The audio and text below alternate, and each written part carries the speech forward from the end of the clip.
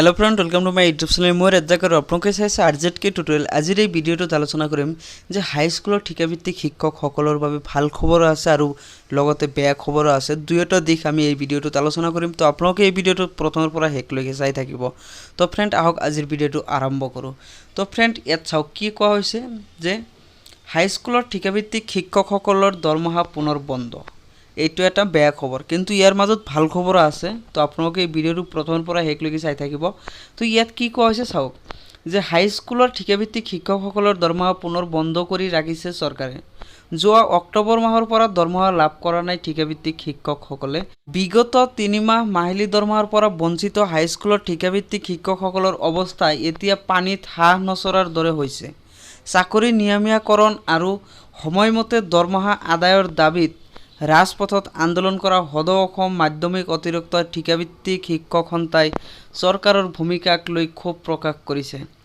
বিত্ত আৰু শিক্ষা বিভাগৰ লৰা ধেমালিৰ বাবে ঠিকাভিত্তিক শিক্ষকসকলে নিয়মিতভাৱে দৰমহা লাভৰ পৰা বঞ্চিত হৈ আহিছে বুলি সন্থাই অভিযোগ কৰিছে।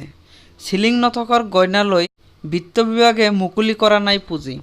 মাধ্যমিক শিক্ষা সঞ্চালকে মাহিলী দৰমহা আদায়ৰ প্ৰতিশ্ৰুতি দিও ৰক্ষা কৰিব নোৱাৰাক লৈ সৃষ্টি হৈছে প্ৰতিক্ৰিয়াৰ।